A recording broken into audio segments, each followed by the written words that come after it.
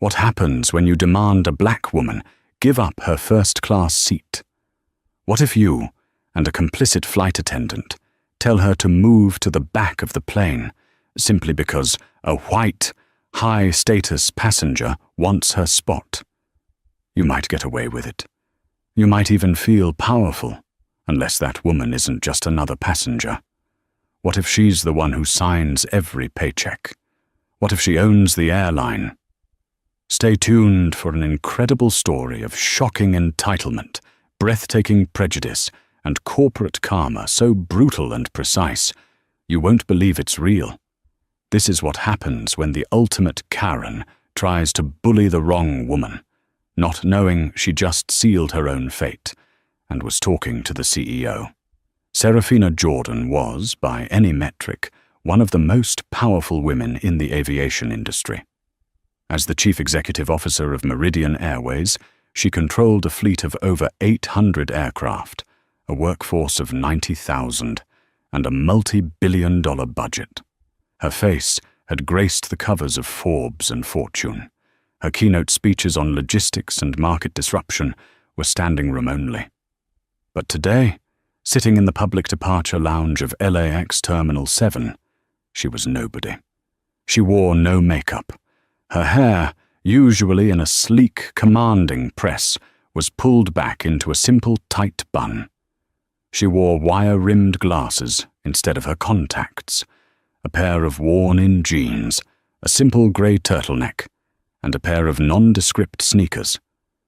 The only item that hinted at her status was the simple, elegant watch on her wrist, a vintage Patek Philippe her father had left her, but it was discreet enough to be overlooked. She looked less like a CEO and more like a weary university professor. This was the point. Meridian Airways was in trouble. Not financially, not yet, but culturally. The stock was stable, but customer satisfaction scores were plummeting.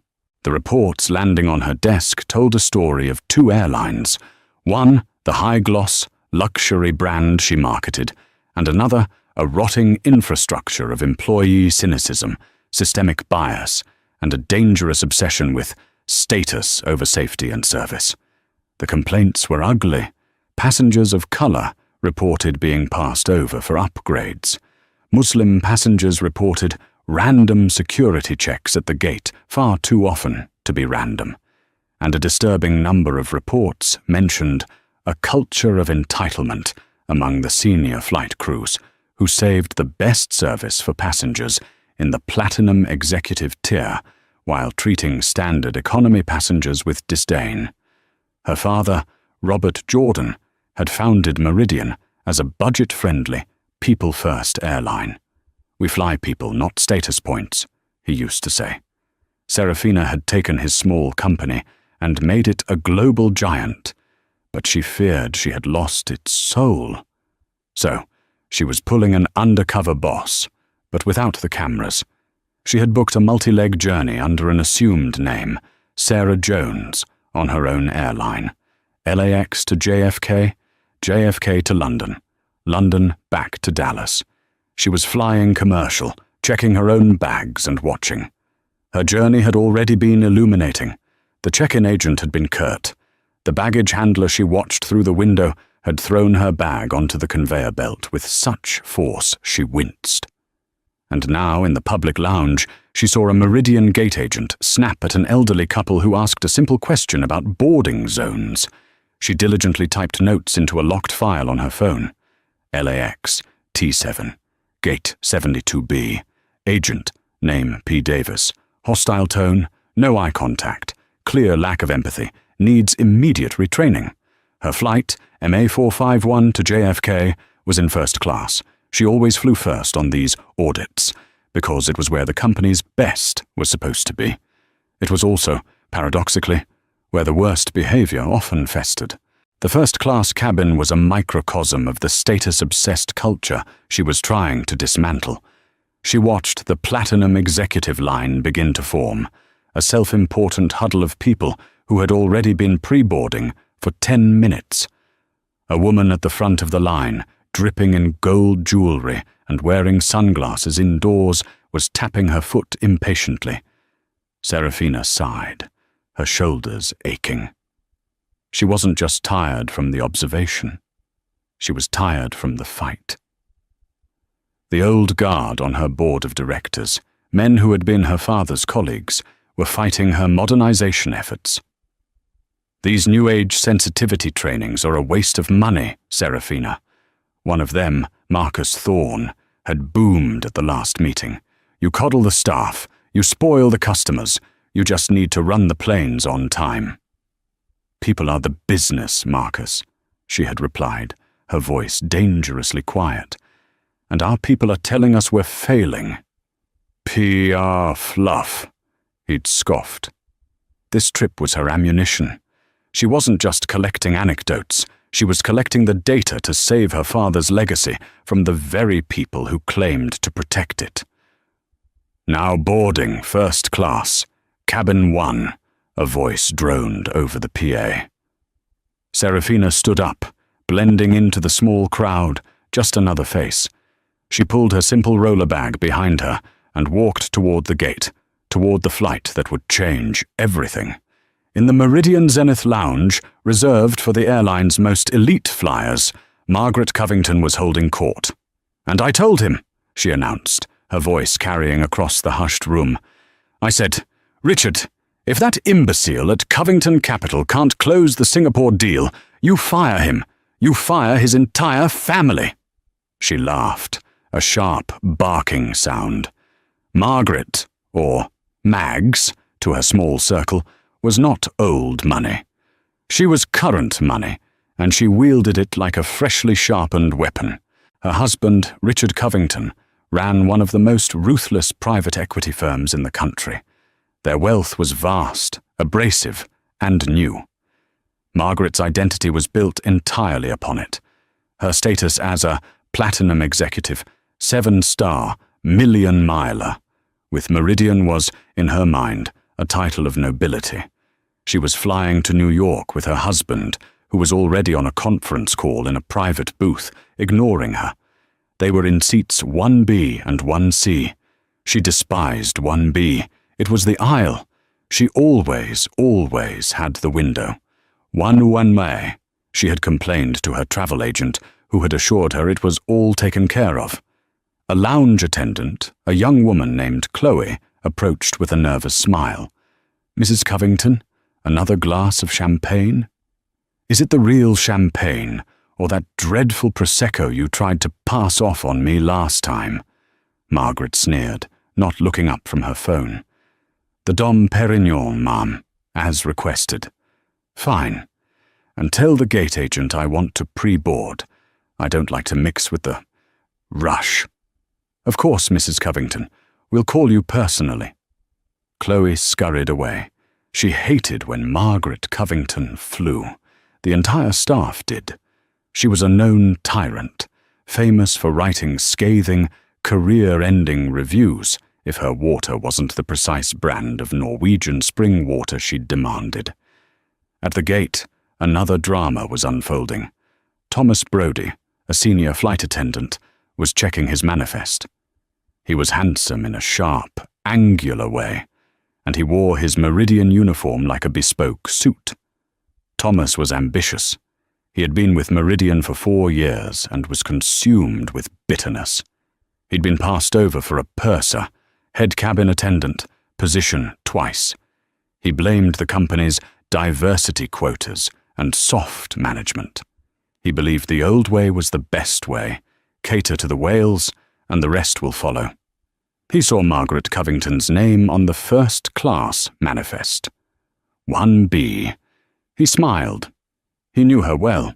She was demanding, yes, but she was also a direct line to the people who mattered. Impress her, and a good word might get back to management. He also saw her husband, Richard Covington, in 1C. Big whales. Then he looked at 1A. Sarah Jones. He'd never heard of her. No status, no special requests, a nobody who probably used points to upgrade. He saw the gate agent, Ben Miller, looking overwhelmed.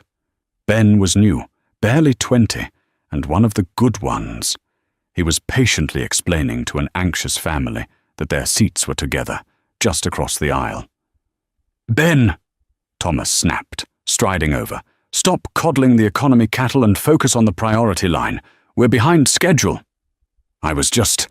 Ben stammered. "Do your job," Thomas cut him off. He turned to the first-class line and flashed his brilliant plastic smile. "Good morning, ladies and gentlemen. We will begin pre-boarding for our first-class cabin momentarily."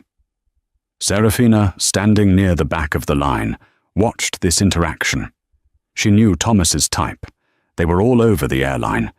They saw the uniform not as a symbol of service or safety, but as a sliver of power. They were the ones who believed customer service meant fawning over the rich and ignoring the poor. She typed another note. MA4551. FA, name, T. Brody, arrogant, dismissive of junior staff, creates hostile gate environment. The lounge attendant, Chloe, came bustling through, parting the crowd. "Mrs. Covington, right this way. We'll get you on board before anyone else." Margaret sauntered past the other first-class passengers, her husband trailing behind her, still barking into his phone. She handed her boarding pass to Thomas, who practically bowed. "Mrs. Covington, a genuine pleasure to have you with us today," Thomas gushed. "Welcome aboard. Can I take your coat?" "Just make sure my oversized carry-on has space, Thomas. The one with the hat box. I will not be checking it." "Of course, ma'am. Right this way." Serafina watched the performance, her stomach tightening. This was the very rot she was here to find. The prioritization of one passenger's hat box over the dignity of the entire boarding process. Ben, the gate agent, caught her eye and gave her a small, apologetic smile, as if to say, "Sorry you have to see this." Serafina gave him a tiny nod of acknowledgement. At least there was one. "Now boarding, all first-class passengers," Ben announced. Serafina stepped forward, handed Ben her pass. He scanned it. "Thank you, Ms. Jones. Welcome aboard. You're in 1A, the window seat on the left." "Thank you, Ben," she said, making a point to use his name. He looked up, surprised that she'd noticed it. "Have a great flight." As she stepped into the jet bridge, she had no idea that her name, Ms. Jones, was about to become the center of a storm. Serafina settled into 1A. It was her favorite seat, not just as CEO, but as an aviation enthusiast. The forward-most window on the port side, it offered an unparalleled view of the engine and the wing. She loved the physics of it all, the controlled, elegant violence of takeoff. She was arranging her things, a novel, a bottle of water, and her phone, for notes, when Margaret Covington stormed back out of the galley, her face a mask of thunder.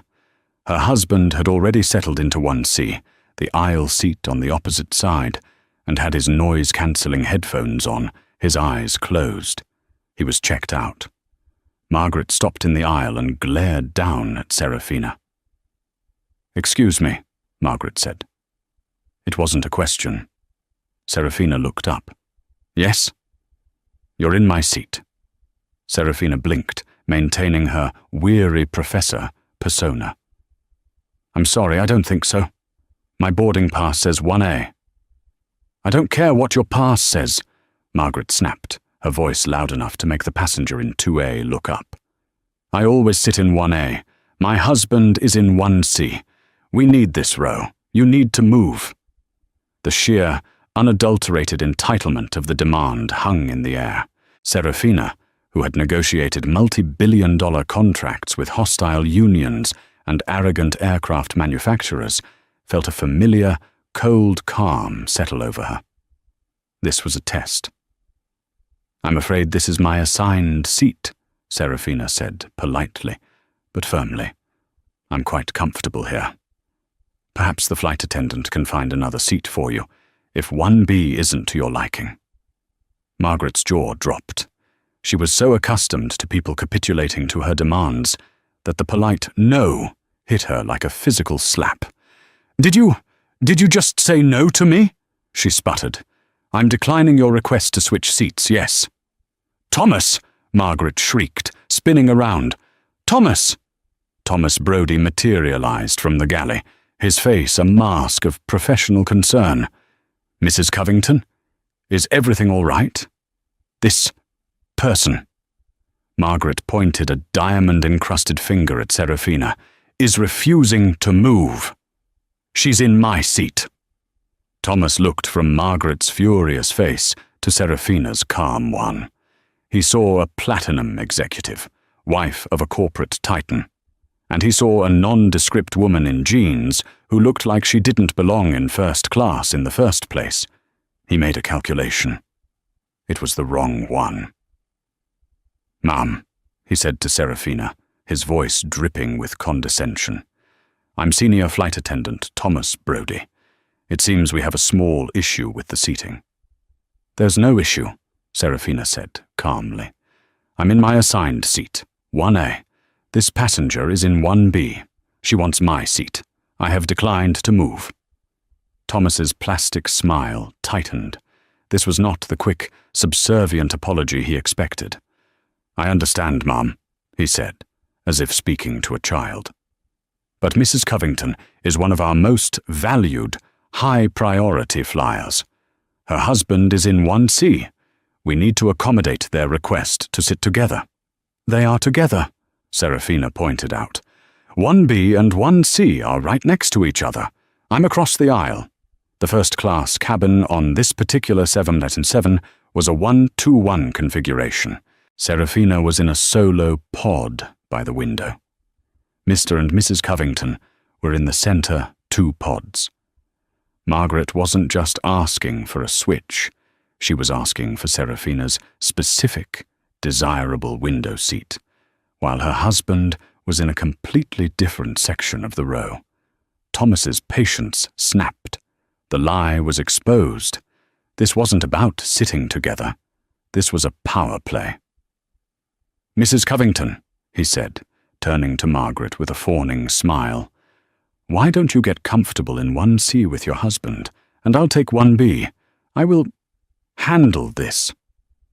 "I'm not sitting in 1C. That's Richard's seat. I want 1A, Margaret insisted. Thomas turned back to Serafina. His eyes were cold. The smile was gone. "Ma'am, I'm not asking you any more. As a representative of Meridian Airways, I am instructing you to move." The cabin was now silent. Every passenger in first class was watching. Some were recording on their phones, sensing the impending explosion. Serafina looked at him. "On what grounds, Mr. Brodie?" "On the grounds of crew instruction, for operational necessity." "What operational necessity requires me to give up my paid assigned seat for another passenger's preference?" Serafina's voice was still quiet, but it now had a blade's edge. Thomas was cornered. He was used to people folding. He had no actual authority to do this, and he knew it. But backing down now, in front of Margaret Covington and the entire cabin, would be a fatal loss of face. He had to double down. "Ma'am, we have a lovely seat for you in our premium economy cabin, 12C. It's an aisle." This was it, the ultimate insult, a downgrade. A passenger in 2A gasped. "That's outrageous," Margaret Covington smirked. The downgrade was the perfect humiliation. This was an order, not a negotiation. Serafina Jordan, CEO of Meridian Airways, the woman who had built this very cabin, had just been told to move to the back of the bus. She looked at Thomas, then at Margaret. She took a slow, deliberate breath. "A downgrade," she repeated. "It's a very comfortable seat," Thomas said, his voice hardening. "Now, if you'll take your bag." "And if I refuse?" Serafina asked. This was the moment, the pivot.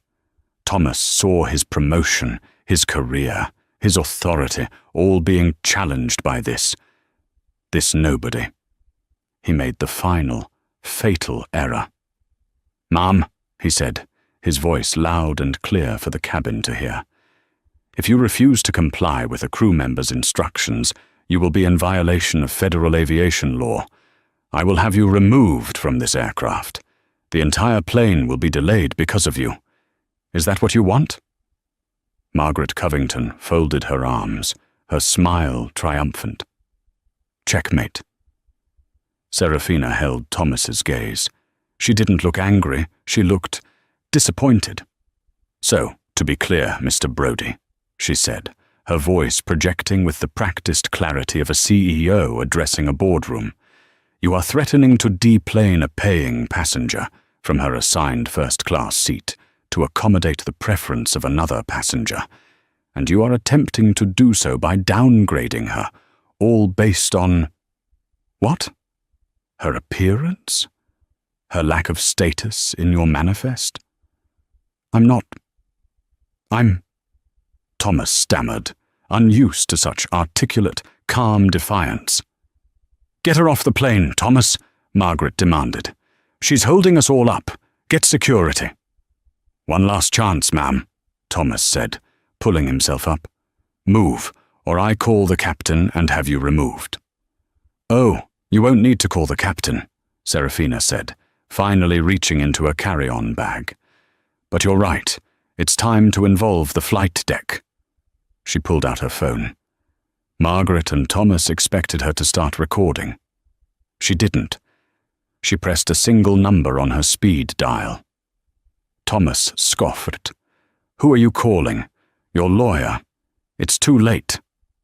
The phone was answered on the first ring. "This is Jordan," Serafina said, her voice transforming. The weary professor was gone. The CEO was here.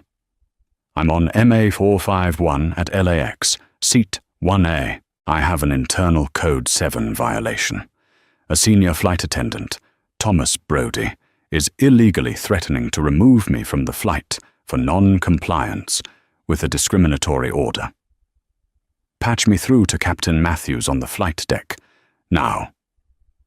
And get me a direct line to Frank Dempsey in corporate security. Tell him to meet the flight at the gate. We have a crew member to detain." The shift in the cabin was instantaneous. It was as if the air pressure had dropped. Thomas Brodie's face went from a mask of arrogant authority to a pallid, waxy white. The name Frank Dempsey, the feared head of Meridian's corporate security, a man who reported directly to the CEO, was a bullet to his brain. "What? What did you say?"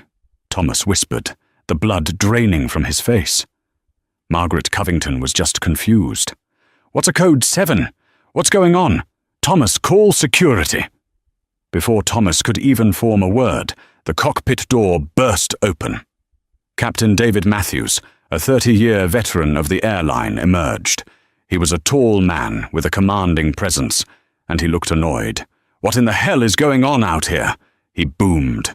"We've got a Code 7 pinged to this flight, which hasn't been used since 9/11, and my console is lighting up with a direct message from the... Oh my God." He stopped dead. He stared at the woman in 1A, who was now holding up a slim, black ID card attached to a lanyard. It wasn't the standard blue crew ID. It was the black executive pass with the gold Meridian seal. "Ms. Jordan," Captain Matthews breathed, his face losing all color. I had no idea you were on board." The passenger in 2A, who had been filming, dropped his phone. "Holy crap, that's Serafina Jordan. She's the CEO." The words ripped through the cabin. A dozen other phones immediately raised up, all filming. Thomas Brodie looked like he might faint.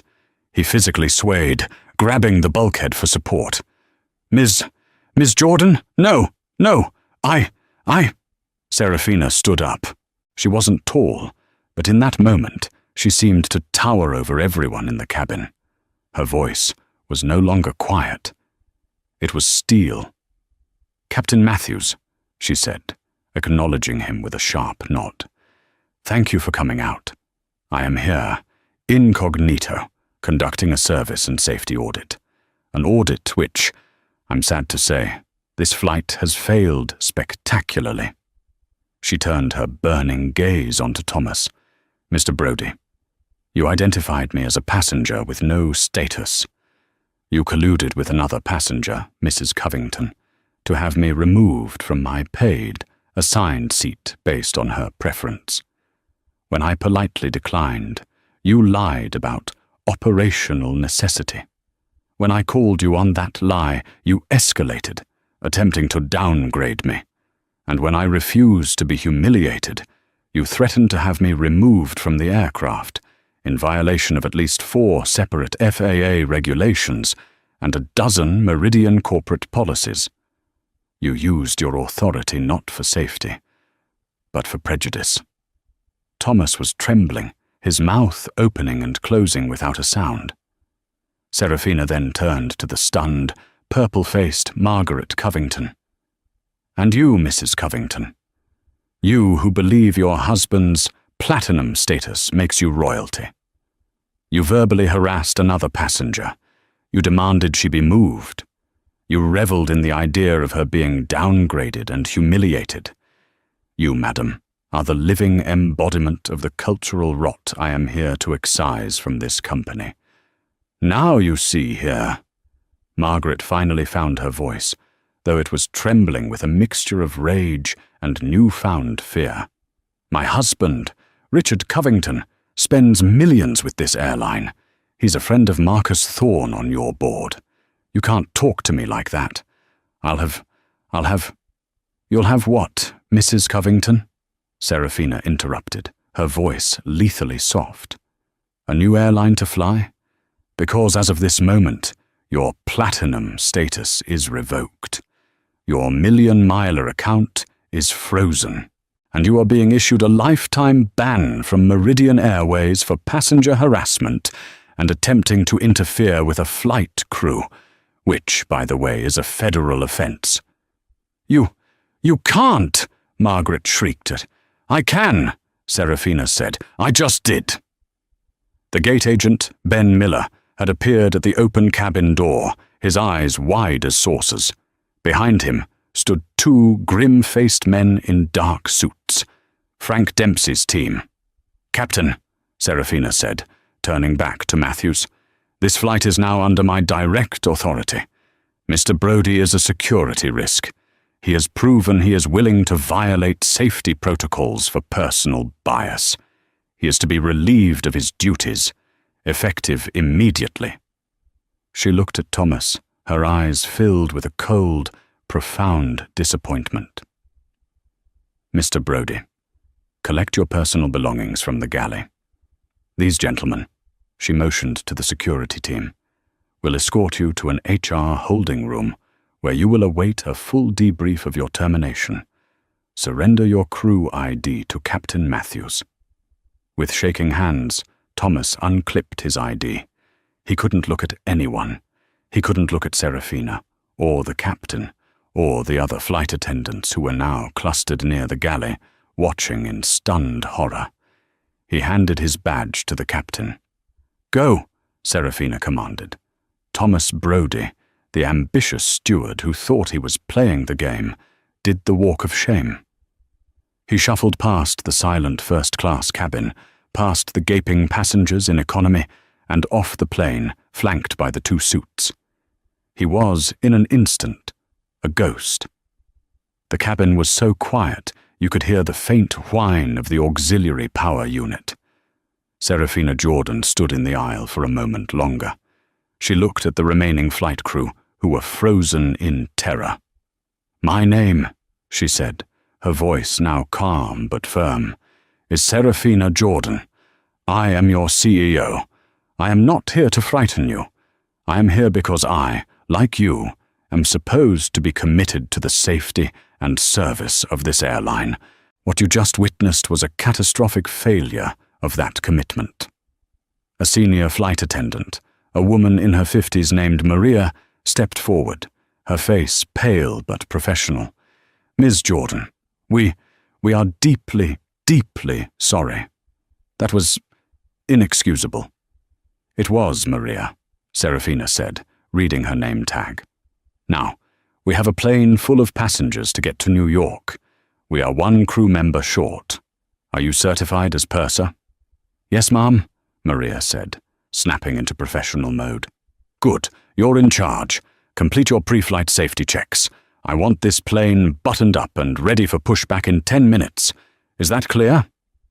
"Yes, CEO," Maria said, relief washing over her face. This, at least, was a command she knew how to follow. She and the rest of the crew scattered, performing their duties with a new, terrified precision. Captain Matthews nodded, impressed. "Ms. Jordan, we'll be ready." He retreated to the cockpit, no doubt to log the most insane delay report of his career. That left one problem. Serafina turned back to seat 1B. Margaret Covington was still sitting there, rigid with fury and humiliation. Her husband, Richard, had finally taken off his headphones, his face a mask of confusion. "Mags? What the hell is going on? Why did that man call her CEO?" Margaret didn't answer. She was staring at Serafina with pure, unadulterated hatred. Serafina walked back to her seat, 1A, and sat down. She looked across the aisle at Margaret. "Mrs. Covington," Serafina said, as if explaining rules to a difficult child. "Your lifetime ban is being processed as we speak. It will be active the moment we land in New York. However, you are still on my aircraft. You will not speak to me again. You will not speak to the flight crew, except to request water or for a safety-related issue. You will sit in your assigned seat, 1B, and you will remain quiet. If you cause any disturbance, if you so much as raise your voice, I will have Captain Matthews divert this flight to Chicago and have you arrested for interfering with a flight crew. Am I perfectly, crystal clear? Richard Covington, a man who built his empire by knowing when to fold a bad hand, finally understood. He turned to his wife. Margaret, shut up. Margaret Covington, for the first time in perhaps her entire adult life, did as she was told. She sank back into a seat, her face burning, and turned toward the bulkhead. The plane door was sealed. The safety video began to play. Serafina Jordan, CEO, buckled her seatbelt in 1A. It was going to be a very long, very quiet 5-hour flight to New York. For Serafina, the silence was work. She pulled out her laptop. She didn't watch a movie. She didn't sleep. She typed. She drafted a new company-wide mandate, the True Meridian Initiative. She wrote a personal commendation for Ben Miller, the gate agent. She scheduled an emergency 8:00 a.m. board meeting for the next day. She sent a message to Frank Dempsey. I want a full audit of Thomas Brody's 4-year record. I want every complaint, every performance review, and the name of the manager who oversaw his promotion to senior attendant. I suspect the rot goes deeper. And across the aisle, Margaret Covington stewed in a silent, humiliated rage on the last flight she would ever take with Meridian Airways. The moment the plane's wheels touched down at JFK, the karma began to metastasize. As the jet bridge connected, Serafina remained seated. Maria, the new purser, made the arrival announcement, adding, All passengers, please remain seated. We will be deplaning row by row, and we have authorized personnel who need to board the aircraft first. The cabin door opened. Frank Dempsey himself stepped on board, flanked by 2 JFK Port Authority police officers. Margaret Covington, seeing the uniforms, went pale. Mrs. Richard Covington? Dempsey asked, his voice flat. Richard Covington stood up. I'm Richard Covington. This is my wife. What is this? Mrs. Covington, Dempsey said, ignoring him and addressing her directly. You have been served with a formal notice of trespass. You are permanently banned from all Meridian Airways and partner properties. These officers will escort you from the aircraft and through the terminal. Any deviation from their instructions will be considered trespassing, and you will be arrested." "This is insane," Richard blustered. "I'll sue. I'll call Marcus Thorne." Serafina finally stood up and gathered her bag. She walked over to them. "Go ahead and call Marcus, Richard," she said. "He'll be in an emergency board meeting with me tomorrow at 8 a.m., where I will be presenting this incident as evidence for his immediate removal from the board on grounds of fostering a corporate culture that protects cronyism over passenger safety." Richard's face went slack. He knew that tone. It was the sound of a deal being closed, and he was on the losing end. "Mags," he hissed, "get your bag, we're leaving." Humiliated, flanked by police, Margaret Covington was escorted off the plane, forced to walk past the other first-class passengers, who were now all standing and watching, phones recording. The Platinum Queen was dethroned. Serafina nodded to Dempsey. "Frank, good work." "Good to have you back, boss," he said with a grim smile. "The Brody debrief is illuminating." Serafina deplaned and was met by her executive car on the tarmac. The Sarah Jones experiment was over. The next 72 hours were a blur of calculated, decisive action. The fate of Thomas Brody. Thomas was held in the HR security office at JFK for 6 hours. His audit, as Serafina suspected, was damning. In 4 years, he had accumulated 12 formal customer complaints, 9 of which were for discriminatory or biased behavior. He had been coached by his manager, Alan Pierce, but never formally disciplined, because he was also one of the highest-rated attendants by Platinum Flyers, who loved his fawning service. He was fired for cause, effective immediately, for gross misconduct, violation of safety protocols, and discriminatory behavior. Meridian's legal team sent his file, along with the passenger videos and Serafina's own report, to the FAA, recommending a review of his flight attendant certification. He would likely never work on a major carrier again.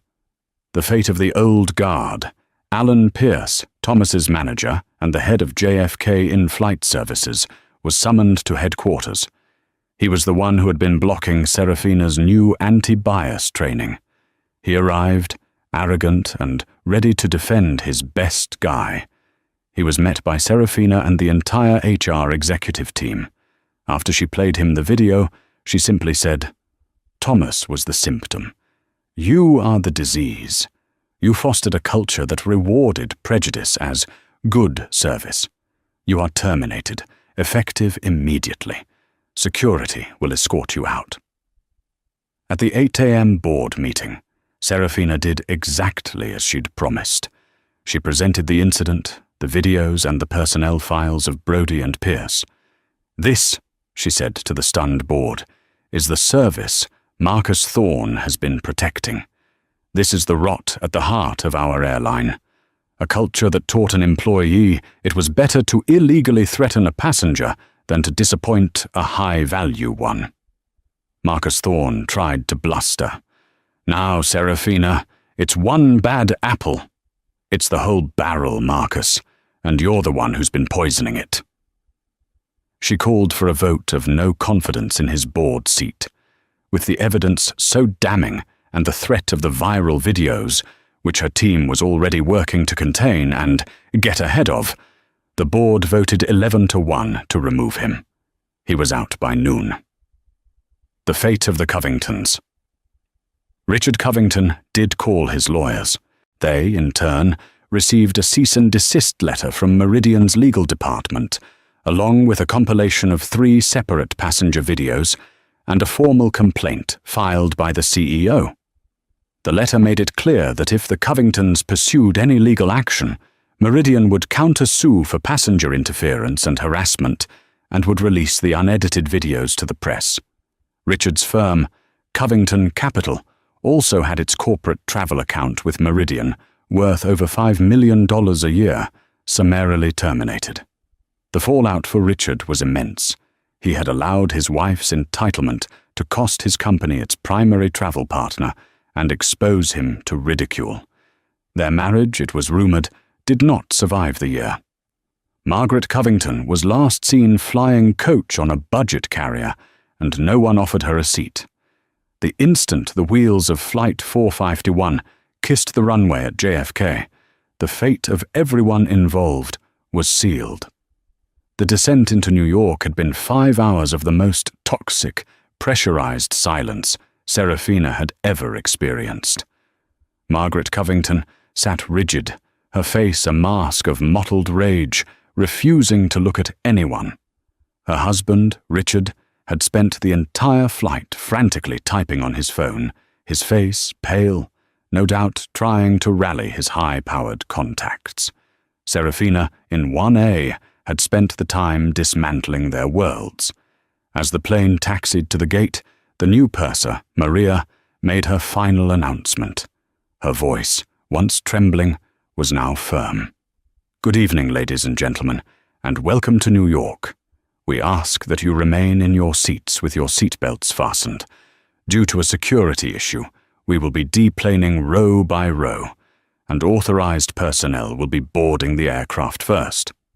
The words, "authorized personnel," sent a final, cold dread through the cabin. The jet bridge docked, the cabin door hissed open, and 3 men stepped on board. 2 were in the dark blue uniforms of the Port Authority Police. The third was Frank Dempsey, Meridian's head of corporate security, his face as grim and unmoving as granite. "Mrs. Margaret Covington?" Dempsey's voice was flat, carrying easily through the silent cabin. Richard Covington immediately jumped to his feet.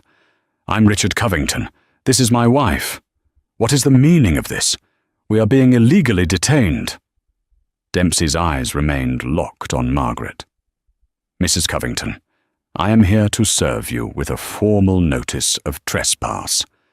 Effective immediately, you are permanently banned from all Meridian Airways and partner properties for life, due to harassment of another passenger and interference with the flight crew." You can't!" Margaret shrieked, her voice cracking. "I am a 7-star Platinum member. My husband is friends with Marcus Thorne on your board." "Your status and all associated miles have been revoked, ma'am," Dempsey said, unmoved. "These officers will now escort you from the aircraft. Please collect your belongings."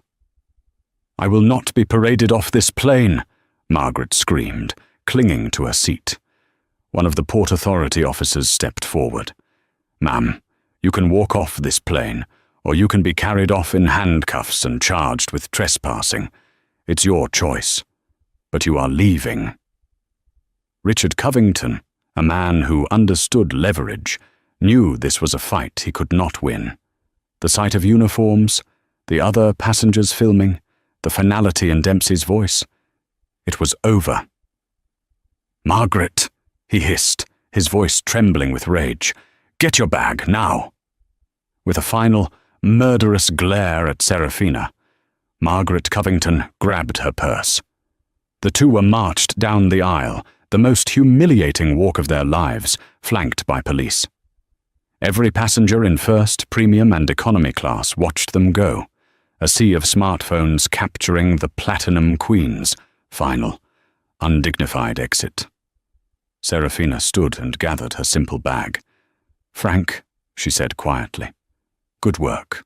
"We have Brody in a holding room at the terminal," Dempsey replied, "and the executive wing in Dallas is prepped for the 8 a.m. meeting.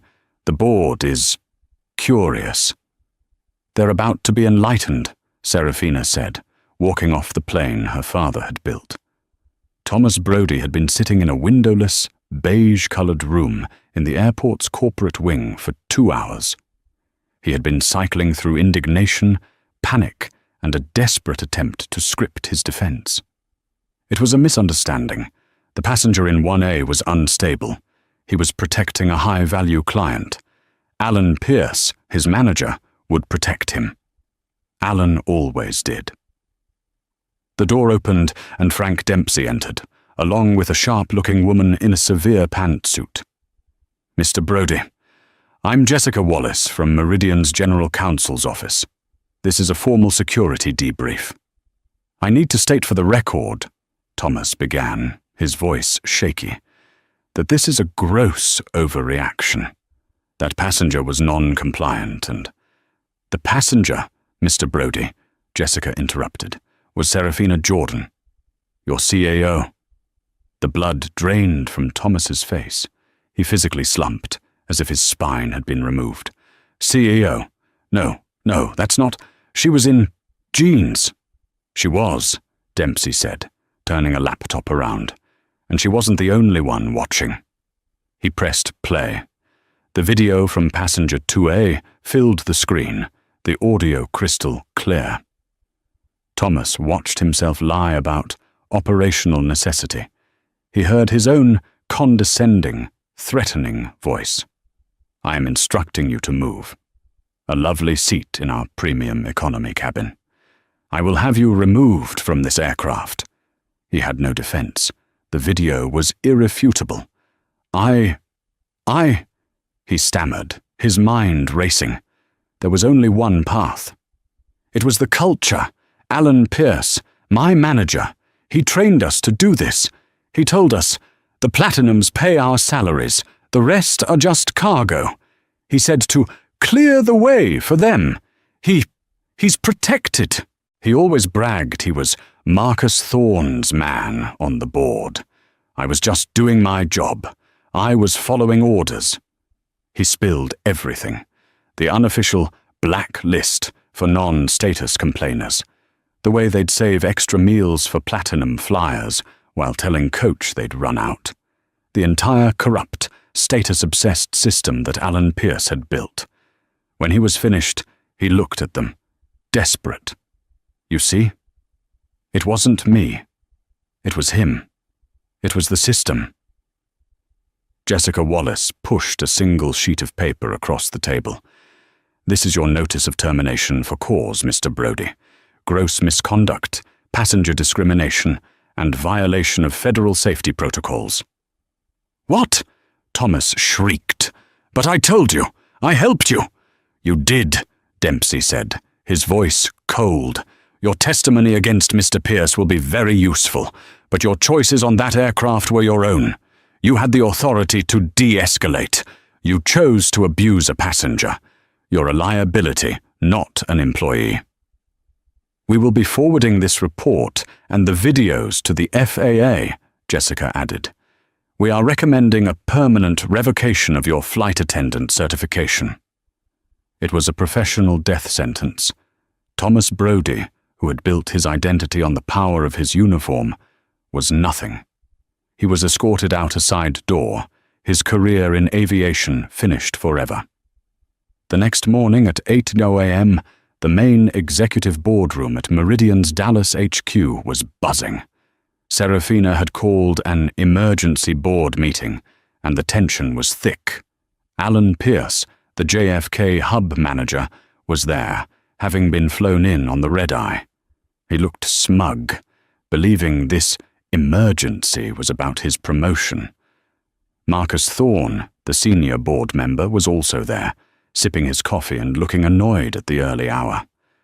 Serafina, Marcus grumbled as she walked in. This is highly irregular. What could possibly be so urgent?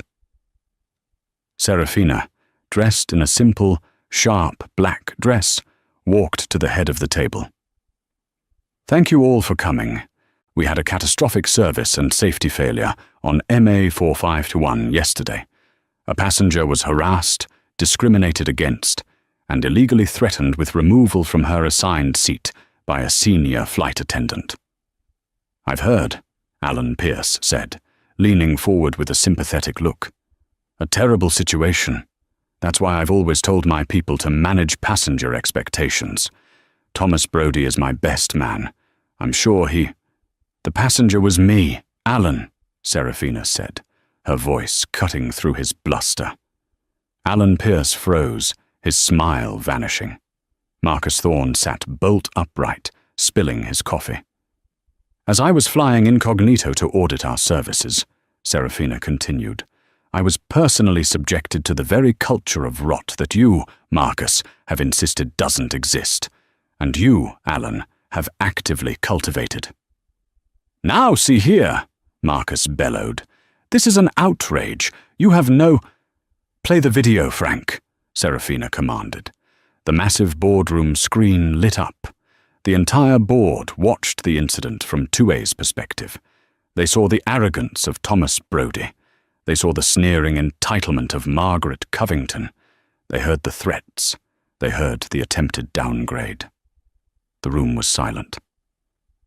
That is regrettable," Marcus stammered, seeing the horrified looks on the other board members' faces. "One bad apple." "Was he, Marcus?" Serafina asked. "Or was he just following orders? Mr. Brodie provided a 4-hour debrief last night. He was illuminating." She pressed a button. Thomas Brodie's panicked voice filled the room. "The Platinums pay our salaries. The rest are just cargo. Alan called it proactive service. He's protected. He always bragged he was Marcus Thorne's man on the board." Alan Pierce looked like he was going to be physically sick. Serafina turned her gaze on Marcus Thorne. "For years you have blocked my reforms. You've called anti-bias training PR fluff. You've protected a management style that values status over safety. You have put this entire company, its reputation, and its federal certification at risk. This stops today. I am calling for a vote of no confidence in Marcus Thorne and his immediate removal from the board of directors." "You can't," Marcus roared. I'll... "The vote, please," Serafina said to the board secretary. One by one, the hands went up. The evidence was undeniable. The link between Thorne, Pierce, and the disgraced Brodie was a legal time bomb. The vote was unanimous, 11-0. Marcus was not allowed to vote. "It's done," the secretary said. "Marcus," Serafina said, her voice void of emotion. "Security will escort you out. Thank you for your service." Stunned, his face purple, the man who had been a titan of the airline was reduced to a sputtering, defeated old man. He was led from the room. Serafina then turned to the trembling Alan Pierce. "Mr. Pierce, your employment with Meridian Airways is terminated, for cause, effective immediately. Your testimony was a confession of gross mismanagement and fostering a discriminatory culture. You will be escorted from the building. Do not contact any Meridian employees." Alan Pierce, the man who thought he was getting a promotion, simply nodded, broken. He too was led away. The cleansing was complete. The video, of course, leaked. A passenger sold it, and "CEO goes undercover, Karen kicked off flight" was the biggest story in the world. But Serafina was ready. Instead of a no comment, she posted a direct-to-camera video from her office. "You may have seen a video of me on one of my flights," she began, her voice calm and strong. "You saw a passenger and a crew member treat another passenger with prejudice. That passenger was me. But the problem isn't what happened to me. The problem is that it has happened, in ways large and small, to you. And it stops now." She announced the True Meridian Initiative, a complete top-to-bottom retraining of all 90,000 employees, a new customer bill of rights, stating that dignity was not a perk. She announced the promotions of Ben Miller, the LAX gate agent, to a new role in corporate training, and Maria, the purser, to a new position overseeing in-flight service standards. The public response was a tidal wave of support. The stock soared. Passengers felt seen. The final piece of karma landed on Richard Covington's desk. His lawyers, who had drafted a $20 million lawsuit, received a counter-package from Meridian. It contained the 7 passenger videos, a copy of Serafina's formal complaint, and a draft of a countersuit against Richard's firm, Covington Capital, for enabling passenger harassment. That same day, his firm's $5 million corporate travel account was terminated. The lawsuit vanished. The public humiliation, however, did not. It was rumored the Covingtons' marriage didn't survive the year. 6 months later, Serafina Jordan was on MA 4551 from LAX to JFK. She was in 1A, she was in her jeans. A young professional flight attendant approached her. "Ms. Jones, welcome aboard. Can I get you a pre-departure beverage? Champagne, water, or orange juice?" "Champagne would be lovely, thank you," she said, glancing at his name tag. "Thank you, David." "Of course," he said, with a warm, professional smile.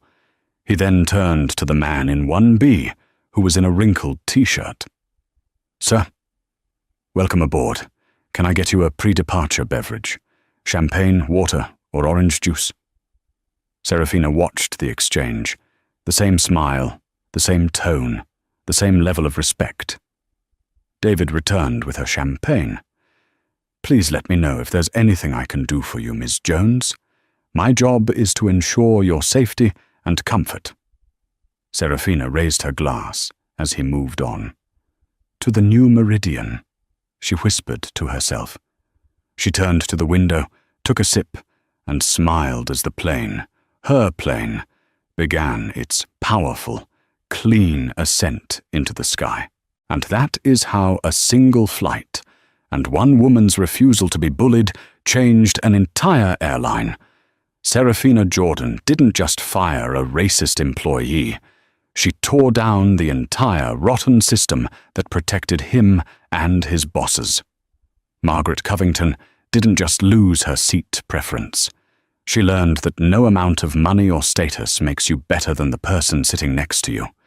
This story is a powerful reminder that you never know who you're talking to, and that true integrity isn't about the perks you have, but about how you treat the people who seem to have none. What did you think of Serafina's response? Was Thomas's downfall or Margaret's lifetime ban the more satisfying piece of karma? Let me know your thoughts on this incredible story in the comments below. If you loved this story of karmic justice, do me a huge favor. Hit that like button, share this video with a friend who loves drama, and most importantly, click that subscribe button and ring the bell. I post stories just like this all the time, and you don't want to miss the next one. Thanks for listening, and I'll see you in the next story.